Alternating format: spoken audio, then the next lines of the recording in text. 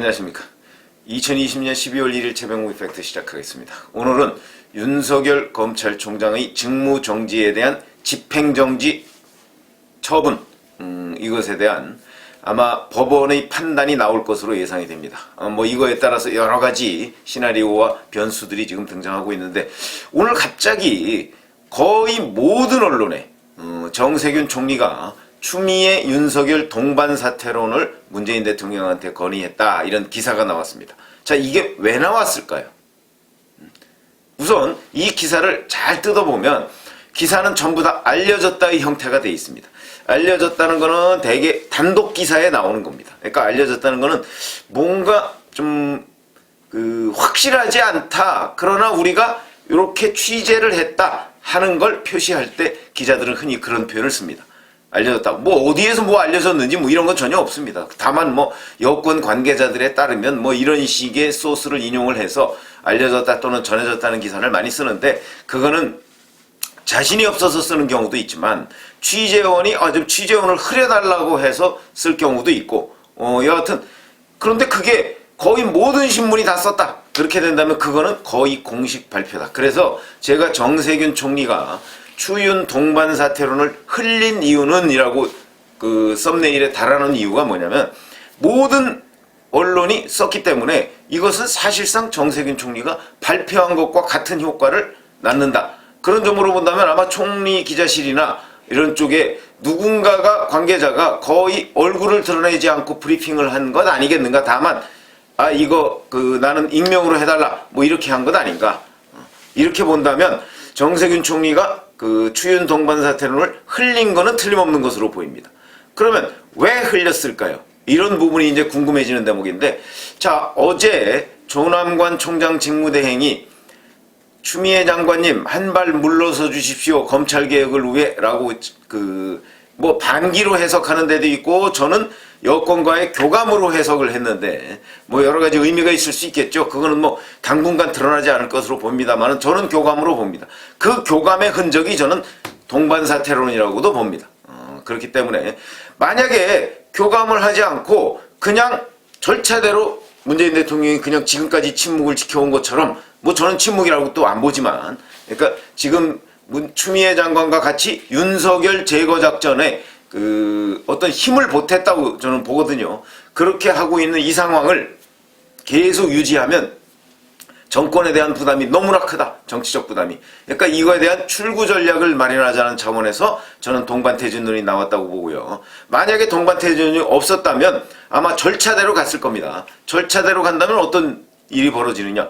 그러니까 가처분 신청에 대한 결론, 그게 이제 오늘쯤 나올 것이고, 저는 가처분 신청이 인용될 거로 봅니다만은, 왜냐면 행정법원 출신 판사들한테, 행정법원 판사 출신들한테 물어보니까 이거는 인용할 수밖에 없는 거랍니다, 원래가. 왜냐면 임기가 보장되어 있는 사람한테 지금 그 이유를 별로 따지질 않았지만 하루하루 날짜가 지나가면 지나갈수록 회복할 수 없는 손해가 발생하는 거 틀림없는 거 아닙니까? 그러다 보니까 일단 이걸 원상 복귀시켜 놓고 본안 소송을 통해서, 자, 과연 직무정지가 적합했느냐 적합하지 않느냐, 이런 걸 따지는 게 순서라는 거죠.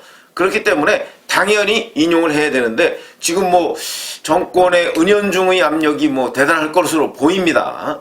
그렇기 때문에 아마 어제 결론을 못 내리고 오늘 낼 것으로 보이는데, 한간에는 그냥 내일 징계위원회까지 그냥 넘어간다, 이런 소문도 있다고 합니다. 그렇게 따지면, 근데 그럴 것 같으면 굳이 11월 30일에 이 신문을 할 이유가 없었죠. 그냥 정상적인 절차대로 가처분 신청이 들어오면 보통 배당을 통해서 자료 내라, 그리고서 신문을 하고 이러는데 보통 1, 2주일 걸린다고 하거든요, 결정할 때까지.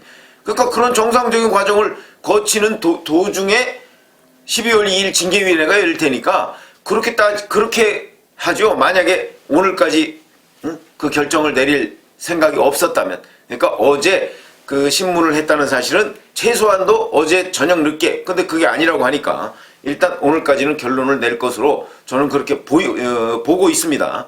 그러면 정상적인 절차대로 놔둔다면 그냥 가처분 신청에 대한 결론이 나오고 그 결론이 뭐 예를 들어서 인용이 되더라도 그냥 내일 징계위원회에서 징계해서 해임을 해버리고 그리고 문재인 대통령이 곧바로 수용을 해버리고 그러면 이제 그 다음에 그 문재인 대통령의 그 해임에 대한 윤석열 검찰총장의 가처분 신청과 또 행정소송이 있겠죠. 그럼 그 가처분 신청도 또 어떻게 할 것인가 하는 부분을 이제 또 법원이 판단을 해야 됩니다. 제가 말씀드리는 거는 11월 30일 결정하고 아마 같은 결론이 나온다는 게 이제 이게 행정법원 판사 출신들의 공통된 견해인데 뭐 그거야 또 알 수가 없는 것이죠. 이미 대통령이 해버렸기 때문에 해버렸으면 이거를 또 정치적 행위다 뭐 어쩌고 이럴 가능성도 있거든요. 법원에서. 정치적 행위이기 때문에 우리가 판단하는 것이 뭐 적합치 않다 뭐 어쩌고 이럴 가능성도 있습니다. 그러니까 어찌됐든 간에 절차대로 놔두면 그렇게 되는 겁니다. 그렇게 되면 이제 그 결국은 윤 총장은 해임되는 것이고 추미애 장관은 버티는 거고 그러나 그 부담, 정치적 부담은 문재인 대통령이 다 져야 되는. 왜냐하면 최종적으로 윤 총장 해임에 해임 카드를 쓴 것이 문재인 대통령이기 때문에 이게 이제 부담이 된다는 거죠. 왜냐하면 지금 검사들 대부분 거의 몇 명 빼놓고서는 대부분이 다 이 부분에 반대하고 있고요. 그 다음에 법조계 거기도 뭐 성명도 나오고 뭐 반대하고 있습니다. 심지어는 이 정권의 기반이라고 하고 있는 참여연대도 여기에 대해서 부정적 견해를 밝혔고 변협 물론이고 이런 것들에 대한 정치적 부담을 문재인 대통령이 질 필요가 있느냐. 아마 그렇게 판단할 거로 저는 봅니다. 그래서 그 부담을 좀 덜 필요가 있다. 그러니까 마치 문재인 대통령은 제3자인 척 해가면서 이거를 수습하는 국면. 그런데 본인이 직접 나서서 수습하려고 하면 만약에 추미애 장관과 윤석열 검찰총장이 반발을 하거나 그러면 또 본인이 상처를 입으니까 이걸 정세균 총리를 시켜서 정세균 총리가 정리하는 모양새를 가고 있는 것 아닌가. 그래서 바로 동반 퇴진론이 지금 총리실에서 나오게 된 건데 흔히요. 대통령과 총리가 주례회동을 할 경우에 그 내용에 대해서 거의 나오지 않습니다. 왜냐면 그 두 사람이 함구를 하면 나올 리가 없거든요. 근데 그게 언론에 보도되고 이렇게 중요한 인사와 관련한 현안이 그 모든 언론에 나왔다는 얘기는 총리실에서 적극적으로 이 사실을 홍보한 것이다. 그럼 왜 홍보했겠는가? 그건 바로 윤석열 검찰총장을 어떻게 하든 간에 여기에서 자리에서 물러나게 해야 될 텐데 그 정치적 부담을 희석시키는 방안으로 추미애 장관을 끼워파는. 그러면 여권 전체 입장으로 본다면 윤 총장 퇴진이 목표였으니까 여하튼 윤 총장 퇴진을 시키면 추미애 장관 아니라 누구를 끼워파라도 이건 남는 장사다 이렇게 보는 것이죠. 정치적 데미지를 줄이고 그래서 이걸 흘린 거다 이렇게 봅니다. 그러면 자 시나리오가 어떻게 구성되어 있는 것으로 이제 저는 분석을 하냐면 결국은 자 오늘 이제 어제 그 심리한 가처분 신청의 결정이 어떻게 나오느냐도 하나의 변수는 될 수 있습니다. 만약에 인용이 된다면 직무정지에 대한 추미애 장관의 그 당초 그 요구, 지시, 명령 이것이 부당하다는 게 국민들 앞에 지금 드러나는 거 아니겠습니까? 그러니까 근데 그렇게 하더라도 만약에 내일 징계위원회에서 해임을 했는데 그걸 강행하면서 징계위원회를 해임을 했는데 그걸 문재인 대통령이 안 받아들이면 또 완전히 추미애 장관만 이상한 사람이 돼버리는 거죠. 그런 일들은 또 안 만들려고 할 겁니다.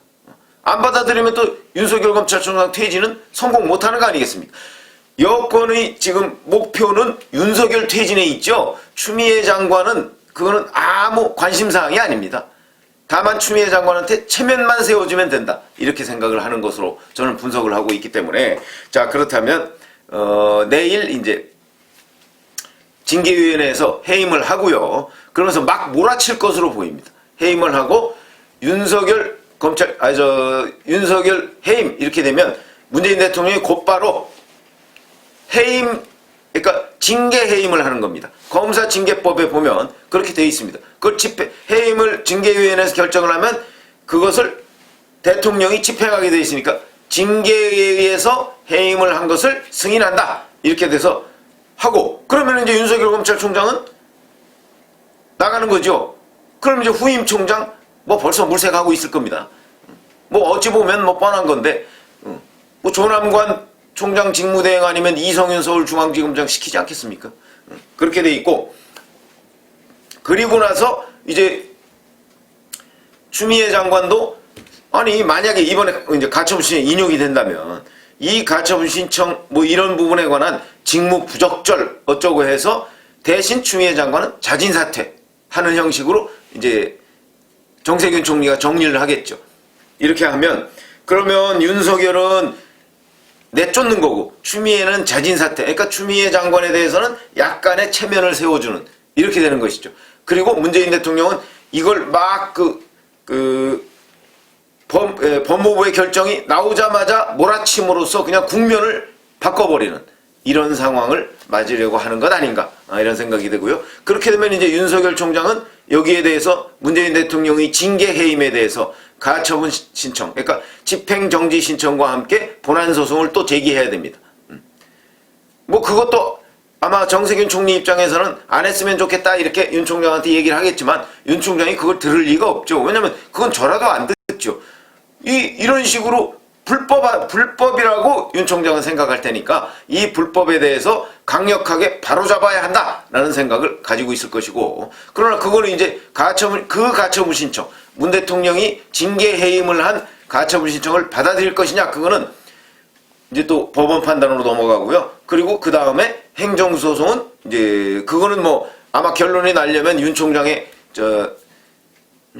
임기가 내년 7월 24일 날 끝나니까 그 넘어서 결론이 날 테니까 그거는 뭐 이제 관심사항이 아니고, 이런 식으로 추윤 동반 퇴진 이것을 정세균 총리가 언론에 사실상 발표했다. 그것은 목표는 윤석열 검찰총장 찍어내기에 있는 것이다. 왜 그러냐면 정세균 총리는 사실 잘 아시지만 11월 24일 날 추미애 장관이 직무정지 발표를 할 때 그때 대전지검이 산업통상자원부 공무원, 그러니까 작년 12월 달에 그 주말에 출근해서 원전과 관련한 444개의 파일을 삭제한, 그래서 증거인멸하고 감사를 방해한 이 사람들에 대해서 구속영장을 청구한 그날입니다. 그런데 그 다음날 정세균 총리가 바로 산자부에 가서 산자부를 격려를 했습니다. 이런 태도와 이렇게 동반퇴진론을 대통령한테 건의했다는 태도와는 상당히 결이 다른 얘기입니다. 그런데 동반퇴진론을 거론하고 했다는 것을 언론에 공표했다는 사실은 여권 전체의 기류가 좀 변했다 하는 것을 의미하는 것이고, 결국은 추미애 장관은 우리한테는 관심이 없다.